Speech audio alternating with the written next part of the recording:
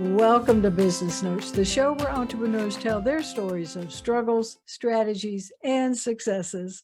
I'm your host, Diane Bogino. It's a great pleasure for me to welcome Renée Lee Rosenberg to the show today.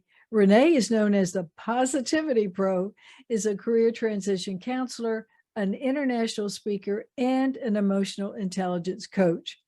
Renée works with organizations and individuals offering tools to improve intergenerational communication, interventions to keep stress at bay, strategies to defeat ageism, stereotypes in the workplace, and strategies to identify and build a successful career and fulfilling happy life.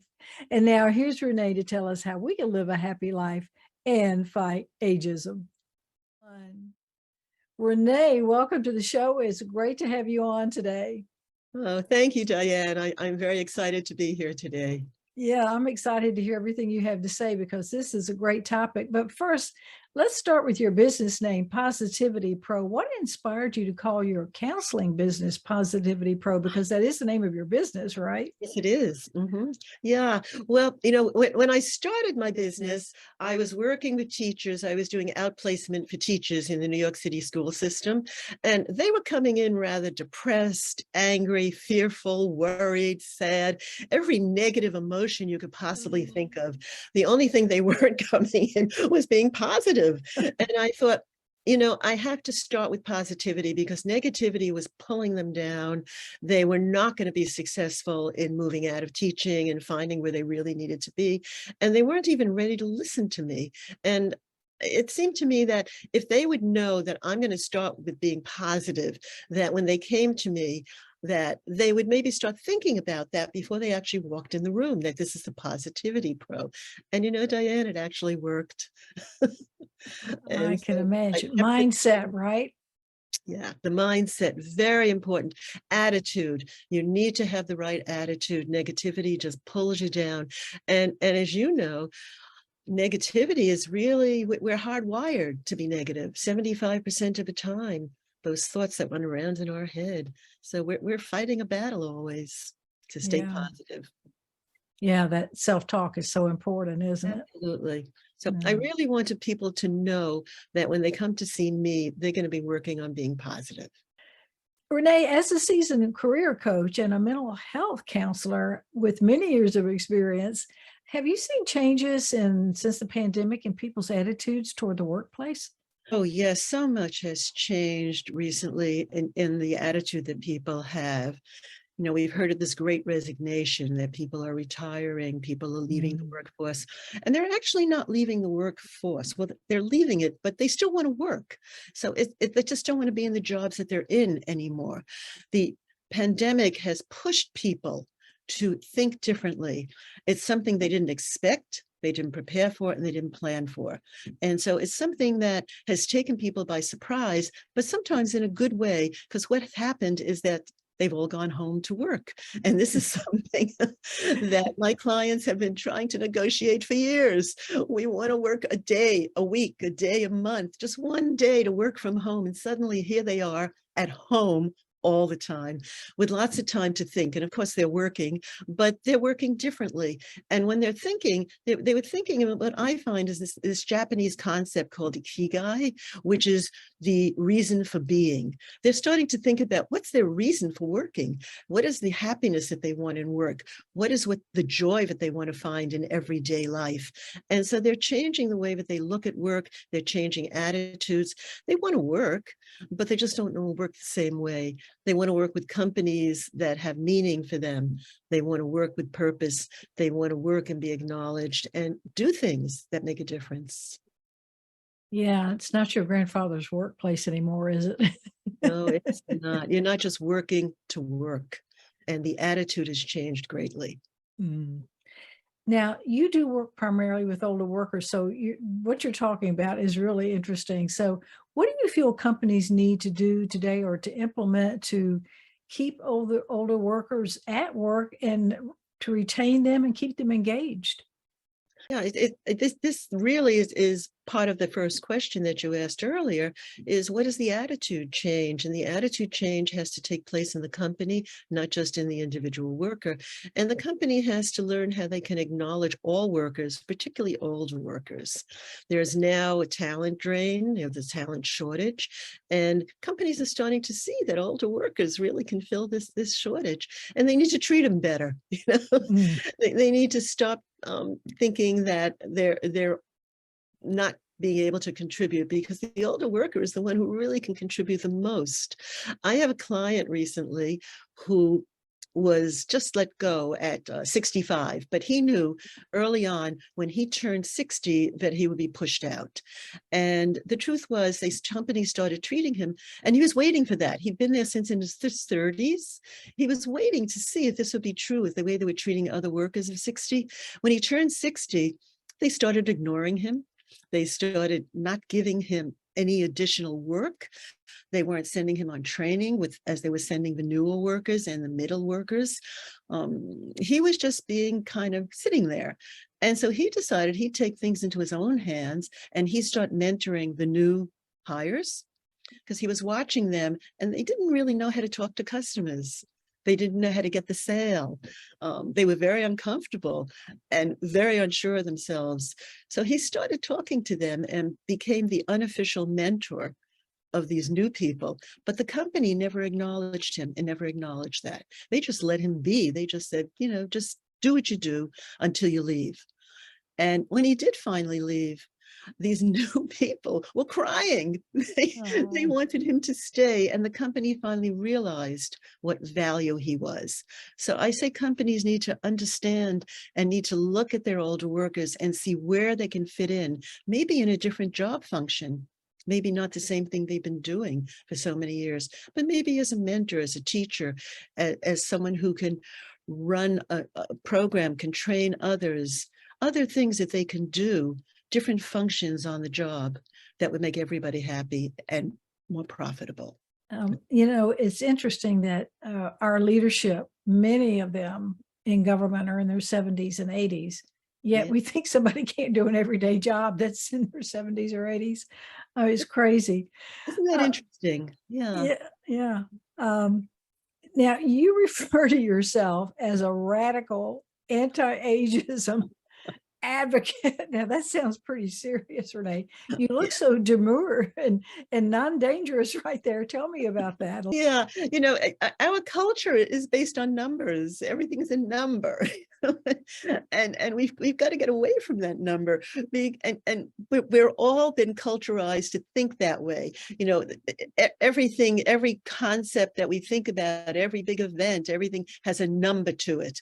Little boys, when they're not so little, but when boys become 13, we tell them, now you become a man. 13 is the big bar mitzvah, the big tradition. When girls become 16, we feel then that they've moved on to the next level of womanhood. When we vote, they tell us when we should vote. They tell us when we should drink, when we should buy cigarettes. They tell us when we should drive a car. Different ages are in different places, but everything's a number. And the number for older workers that gets so worried, all my clients, is 40. When people are 39, they say to me, Renee, I need to do something about my career before I turn 40. 40. Why is that? It's because the culture has told us that this is the number that we now can actually press charges for. The Anti-Discrimination Act starts at 40. So people in their head think, okay, at 40, they're going to start discriminating against me. It's crazy. And then people 60 feel that they're way too old. And this client, as I mentioned earlier, he really felt that when he was 60, they would start to push him out. He had heard that when he was 30, that was going to happen. And sure enough, it did start to happen. So we need to stop looking at ourselves as a number. We need to look at how we function. That's the most important thing, and get rid of that number and not use it anymore. And one of my main pet peeves, Diane, is when people, and that's when you see me get really radical. And this is very controversial, actually, when people say 60 is the new 40. Say, no, no, no. 60 is the new 60. This is what 60 looks like. This is what 60 is. What does a person 40 think about you if you say that you're really the new 40? They just look at you and say, can't be. You're too old. That's right. That's right. And then they say, you have no idea, right? And we're all going to get there. I'm certainly way past there. And so many of my clients are way past that number, and they're doing just fine, but they know how they function and what they bring to the table. Right. I enjoyed reading your book, Achieving the Good Life After 50. Are you going to, well, first of all, I'd like to know what inspired you to write that book, but are you also going to do a sequel now? Yes, I am actually. And this is my book. And thank you so much. I loved writing this book myself because I realized that I have so much experience behind me when I started writing this book, and so many client success stories of people in their 40s, 50s, and 60s. And some of them not so successful, but working on it, that I needed to put it in a book. And so this book has really, people have really been enjoying reading it. And so I've decided that I need a sequel. I need to update it. And the sequel will be called Achieving the Good Life, 50 and Beyond. Yeah. Transitioning and positioning. So it's a little different, and it will be actually a series of 3 books, because this book was quite large, and people have told me they can't carry it in their pocket. It's heavy. Well, So that's true. series will be 3 smaller pocket books. Great concept. And where can they get Achieving the Good Life After 50? Is that on Amazon? It's on Amazon, yes. Okay, great. Good to know. So what are some suggestions you have for people that are 50 and 60 to conduct a productive job search if they're out there in the job market today? I would say is to ask why. Why is an emotionally intelligent question. So not only is it a good question to ask, but it makes them feel more emotionally intelligent, which is very important. It makes them feel better about themselves because they start thinking about why. Why am I doing this? And then it leads into what do I want and how do I do it? So the why comes first. And then ask, when you're asking the why, you want to ask, what am I passionate about? What do I really want to be doing? Do I want to still be working in this company? Do I want to be working part-time? Do I want a portfolio career, several different jobs at the same time? What are my choices? And also to know that you're in control. Very important. When people reach a certain age, and older workers, so many of them feel that they've been pushed out or pushed around by their company. But no, that's not true. No one can push you out or push you around. They can push you out, but they can't push you around. So know you're in control. Know that you have the confidence, and know that it's your choice of what you want to do next. So take some assessments, find out what your values are, what your skills are now, what you want to be doing. Create some targets, talk to people, and really get out there and network with people that you know and people who know people. And just don't give up and avoid, very important. One of the most important things I love to tell my clients is avoid toxic people. Avoid people who say you can't do it because you're too old. You're not too old. You're not too old. You're confident, you're capable, and you're able to move forward and offer a lot of skills and experience to the right people who want you. Don't go to a place that is toxic, to a company that only hires younger people. Stay away from them. They don't want you. You don't want them. Yeah, that's a good point. That's part of the research people need to do too. When they, I mean, it's a two-way street. They may want you, but do you want them? Renee, can you address, you talked about the sequel to your book and about positioning.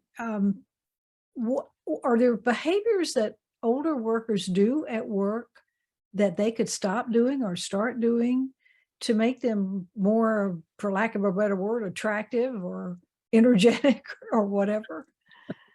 Yeah. Well, I think the first one is stop thinking that you're the know-it-all. Stop telling people what to do. It's one of the main problems when you do know so much, and older workers do know. They're so experienced and they're so knowledgeable.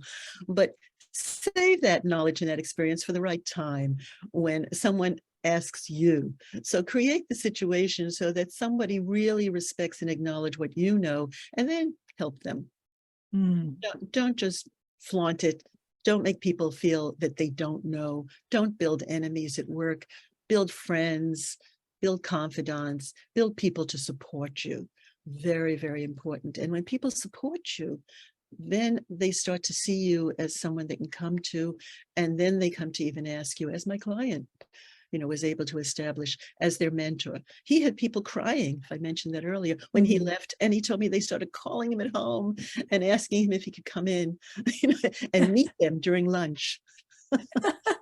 That sounds like a good start to your entrepreneurial coaching career to me. Yeah, really. It just so happens that these younger generations have the least business acumen of other generations before them.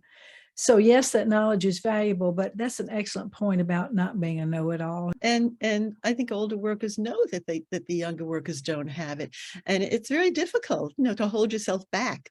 But it's extremely important, because you want to build connections and good relationships.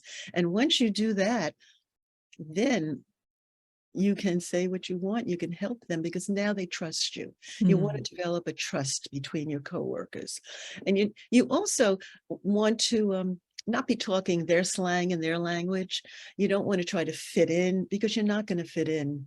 So understand the slang, because there's a lot that I don't understand. I'm like, what was that? Look it up. Ask someone quietly, what does that mean? Yeah. I'm a little behind in that, but what does it mean? And don't use it yourself, because it's not your language. But know and let them know that you understand what they're saying. Great point. And how can people build confidence that are our age? We talked earlier about getting rid of negative self-talk, which is extremely important, and the assessments, which can really help build confidence because they can see exactly the strengths that they have. So what else can people do to build confidence? Look for things in the company that they think, and it might not even be related to their job function or to the department that they're in, but start talking to people and find out what the problems are in the company, and start seeing and listening to what's happening. Listening is very important. Listening, observing, and seeing. And when you find something that they know, something that can be helpful, then perhaps go to the manager and say, I've noticed this, and perhaps I can help with this, and offer their experience, offer some of their thoughts and suggestions, but in a very polite way, not aggressive, not pushy, but assertive. So you need to be a little assertive. Again, not aggressive, but assertive. You're not going to step on other people's toes, but you're going to act as if you know how you can help them, and that you would be more than happy to do that, even though it might be out of your job function. So Renee, that's interesting. And what is next for you, and how can people get in touch with you? Well, what's next for me, Diane, is that I'm actually on my way to Europe next week. I'll be attending the Global Speakers Summit in Dublin, which I'm very much looking forward to. I am a member of the Global Speakers Association, and I speak frequently at the professional speakers associations in Holland, in France, in Germany. And so I'm going to see a lot of wonderful speakers and reconnect with some friends. Looking forward to that. And then in November, I'm speaking at Ambition, which is a conference for business owners to help them get a more productive workforce and to increase and grow their business. And I will be speaking about my favorite topic, the older worker. So I'm very excited about that. Yes. Great. And how can people get in touch with you? They can get in touch with me through my website, Okay. The Positivity Pro, or they can get in touch with me through my email, which is rrsnbrg. It's my name without the vowels, at gmail.com. So it's pretty easy to remember. Oh, Renee, you really brought some great information for organizations to think about and for older people to think about. Do you have any final thoughts for us today? I do. I'd say stay positive. Laugh whenever you can, because laughter really feeds the soul, it feeds the brain, it keeps us young, it keeps us happy, and it keeps us connected. So keep laughing, be joyous, and think of how you can help others. I think gratitude and confidence are the two most important things we need to have and keep in our life as a constant. And read my book. Absolutely. And my new book, which will be out in 2023. Absolutely. Renee, thank you so much for your great information today. And I hope that you've inspired a lot of people. You've certainly inspired me. And I look forward to speaking with you again soon. Thanks so much and have a great trip. Thank you so much, Diane. It's been my pleasure. Thank you for watching Business Notes. We've been speaking with Renee Lee Rosenberg, Positivity Pro, career transition counselor, international speaker, and emotional intelligence coach. I'm your host, Diane Bogino, bringing you business ideas you can bank on.